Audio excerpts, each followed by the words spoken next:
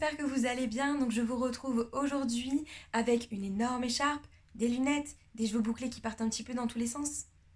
Vous voyez pas du tout où je veux en venir? Bon, il y a un petit indice ici. Bon, imaginez que j'ai les cheveux bruns, que les couleurs de mes lunettes changent au gré de mes humeurs et que cette écharpe bouge dans tous les sens. Donc oui, aujourd'hui je suis ici pour vous parler de la passe miroir, cette quadrilogie au fabuleux succès dont le 4e tome sort demain.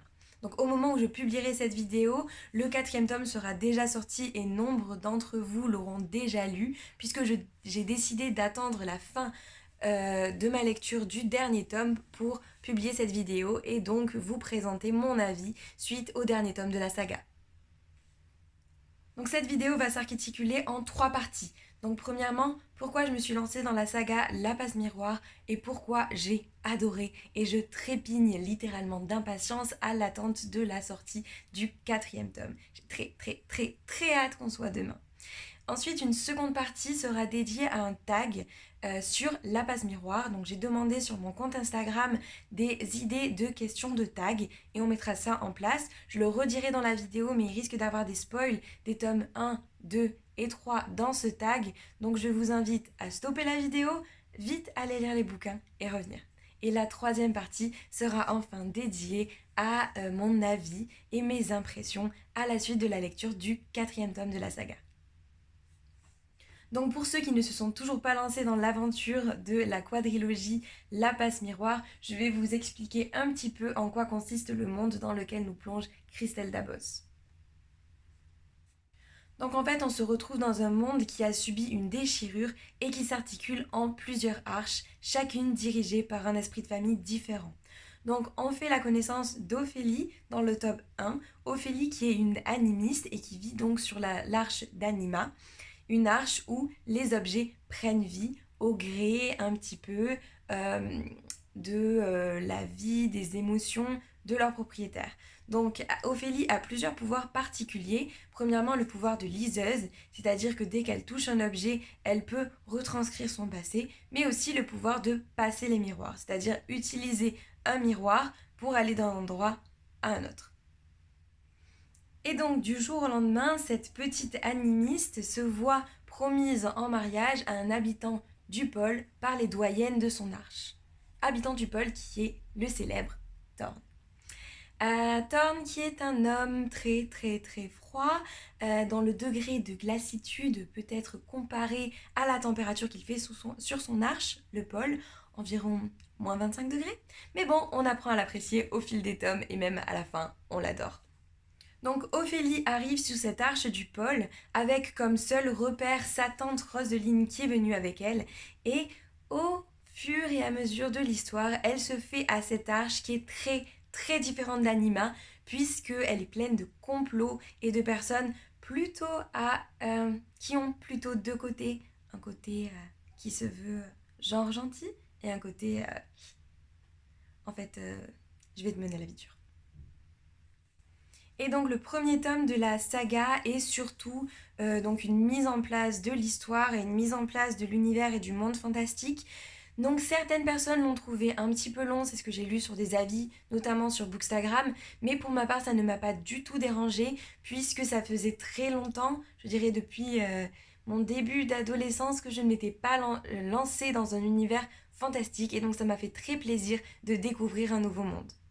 Ensuite le deuxième tome qui, comme je le dirai plus tard, est mon préféré.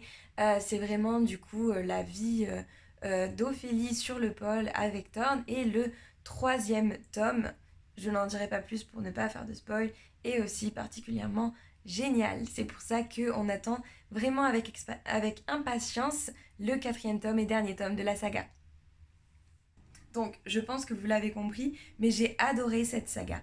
Et pour appuyer encore un petit peu plus mon propos, je vais vous lire le petit texte que j'ai fait en hommage à cette saga par Christelle Dabos que je publierai sur mon Bookstagram. Bookstagram que je vous mets quelque part par ici. Je ne suis pas du tout habituée à YouTube, donc je ne sais pas du tout où je pourrais mettre le lien de mon Instagram. Donc du coup, ce texte, pour finir de vous... Donc, ce texte. La passe miroir, ce livre qui m'a fait renouer avec le fantastique délaissé avec le temps. La passe miroir, ce livre qui m'a fait vibrer. La passe miroir, ce livre qui me fait trépigner d'impatience pour la sortie du dernier tome. Un retour dans mon adolescence où j'aimais me perdre dans des univers fantastiques. Une sensation, un je ne sais quoi de que vais-je faire quand ce sera fini? Un livre qui m'a happé en seulement 3 semaines. Une découverte tardive, mais tellement riche. La passe miroir, ou cette saga qui vous donne envie d'entrer dans ce livre pour rejoindre Anima, comme une certaine Ophélie traverserait les miroirs. Merci Christelle Labosse. Donc on en arrive maintenant à la deuxième partie de cette vidéo qui est le tag sur la passe miroir. Donc je préfère vous dire directement, switchez cette partie si jamais vous n'avez pas lu les 4 tomes, je risque peut-être de faire quelques petits spoils. Et j'aimerais pas du tout que vous ayez des spoils avant d'avoir commencé la saga.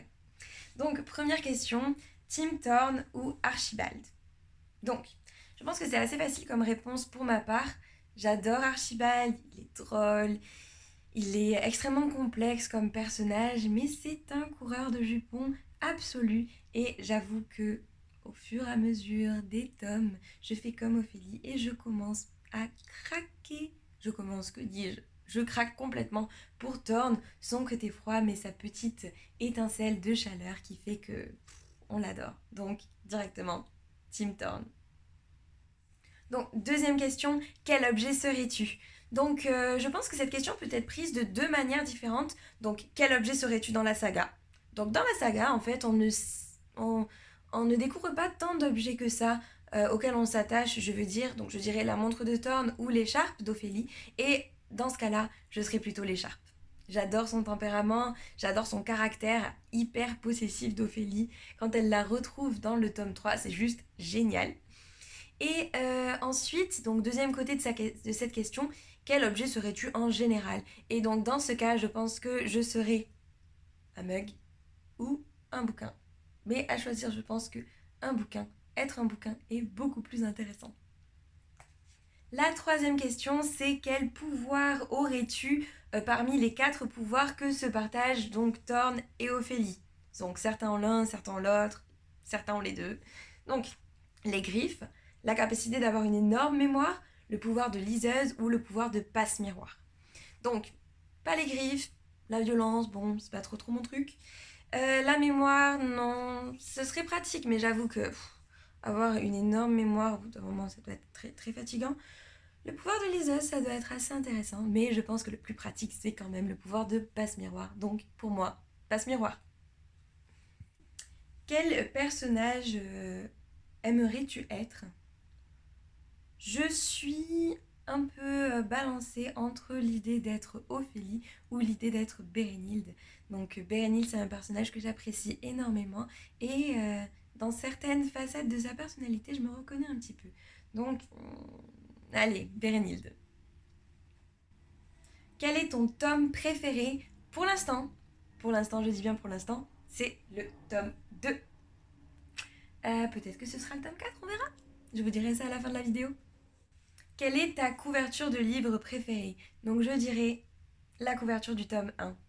Je peux malheureusement pas vous la montrer là, puisque cette saga est tellement géniale que j'ai déjà prêté le tome 1 à une amie pour qu'elle s'y lance. Et enfin, dernière question, quel couple? Ophélie et Thorne? Gaël et Renard? Bérénilde et Farouk? Et alors là, c'est clair, net et précis, Ophélie et Thorne, bien sûr. N'hésitez pas à reprendre ce tag dans une vidéo ou alors sur Instagram et le partager. Vraiment, c'est toujours rigolo de se plonger dans un monde fantastique qu'on adore. C'est une expérience livresque assez intéressante. Et voilà pour cette deuxième partie de la vidéo qui est terminée. Et je vous retrouve très vite pour mon avis sur le tome 4 que je vais aller chercher dès la première heure demain dans ma librairie. J'avoue que j'aimerais vraiment qu'ils mettent en place un petit miroir dans la librairie pour que je puisse partir de chez moi et arriver directement dans la librairie pour trouver le tome 4, puisque comme je vous l'ai dit, le pouvoir que j'ai choisi, c'est passe-miroir.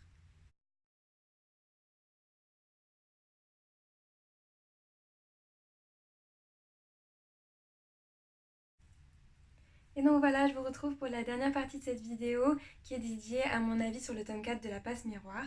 Donc je ne ferai pas de spoil dans cette partie pour éviter que certaines personnes soient du coup spoilées sur certaines parties du tome 4, puisque je pense que c'est très très très important de découvrir par soi-même les secrets que nous cache ce tome. Donc je voulais juste commencer avec une petite parenthèse sur le livret qui était offert avec le tome de La Passe Miroir lorsqu'on effectuait une précommande. J'ai énormément galéré pour l'avoir, donc j'imagine que certaines personnes n'ont tout simplement pas pu l'avoir. Pour tout dire, j'ai en fait précommandé le livre dans une librairie qui n'avait plus de livret. Je l'ai acheté, ensuite j'ai fait un tour à la FNAC et je me suis rendu compte qu'il y avait des livrets. Donc j'ai racheté le livre et je suis allée rendre mon premier livre. Donc bref, hyper compliqué, mais voilà, je l'ai. Donc voilà, je voulais vous faire un petit close-up sur le livret qui était offert en précommande avec le tome 4 de La Passe Miroir. Donc on a ici un petit texte de l'éditeur qui nous souhaite la bienvenue entre guillemets et ici donc le début du livret. Avec premièrement le préambule de La Tempête des Échos qui se retrouve bien sûr aussi dans le tome 4. Donc on n'a pas besoin d'avoir le livret. Toutes les informations, comme l'avait dit Christelle Labosse, sont quand même présentes dans le livre. Et ensuite on a des petits résumés des livres. Ici, on a toute une section qui est dédiée aux personnages, donc avec Ophélie, Thorne, bien sûr. On a aussi une partie qui est dédiée aux principaux couples, à la fille de Bérénilde. Et on a ensuite une section qui est dédiée donc à la carte des roses des vents et leur destination. Une carte que l'on retrouve ici avec donc le descriptif de l'ensemble des arches, avec l'ensemble des esprits de famille. Justement ici je voulais vous dire que je voulais rajouter une petite question à mon tag. Quel esprit de famille préfères-tu ? Et j'attendais donc la fin de ma lecture du tome 4 pour répondre. Donc en fait vraiment, je me suis énormément attachée à Farouk, donc c'est mon esprit de famille préféré. Et ensuite, deuxième question, sur quelle arche aimerais-tu vivre ? J'attendais le dernier tome puisque je pensais que je serais très attirée par Arcanter, mais à vrai dire, je pense vraiment que j'aimerais vivre sur Anima. C'est vraiment l'endroit où les gens se prennent le moins la tête. Et ensuite, donc, on a toute une section de recherche par Laurent Capaillard. Donc avec, je pense donc du coup des recherches et des magnifiques dessins qui sont du coup reliés à l'univers de Christelle Labosse. Un magnifique livret.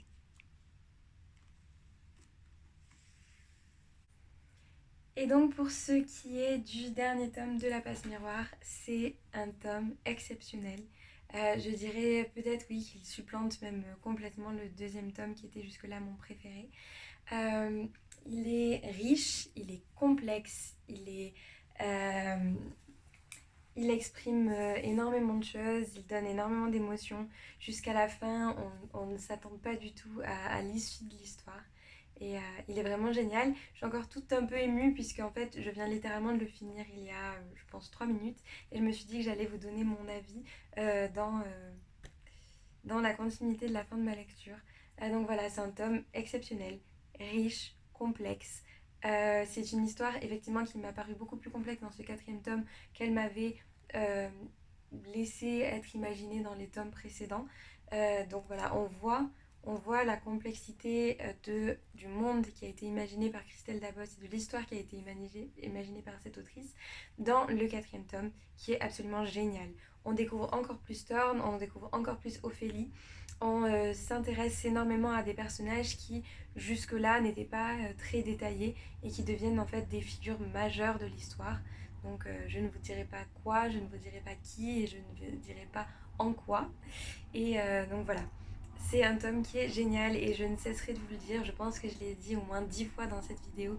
Si vous ne vous êtes pas encore lancé dans La Passe Miroir, mais allez-y, vraiment, c'est une saga fantastique qui est génialissime.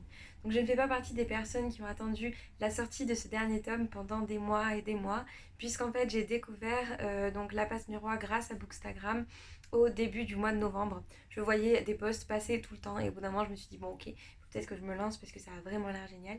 Du coup j'ai dévoré les 3 premiers tomes dans les 3 premières semaines de novembre et puis j'ai attendu quelques jours, incapable de lire autre chose avant de du coup me jeter en librairie pour acheter ce tome, m'y plonger, le dévorer littéralement et adorer. Donc voilà, je suis assez émue et assez triste de quitter ce monde dans lequel on se plaît à s'imaginer, même à l'âge adulte, jeune adulte, J'ai un peu redécouvert ce que j'avais avec Harry Potter, c'est-à-dire que je me plaisais à m'imaginer dans le monde que Christelle Davos nous dépeignait dans ses bouquins. Et donc imaginer faire partie de ce monde de la même manière où j'imaginais qu'à 11 ans, j'allais recevoir ma lettre d'admission à Poudlard. Donc voilà, c'est assez génial. Et, euh, et voilà, je suis très contente de m'être lancée dans cette aventure fantastique que je vous recommande encore une fois. Donc merci beaucoup de m'avoir suivi pour cette vidéo, cette première vidéo qui traitait de la passe miroir, une saga fantastique géniale et un peu plus que cela même.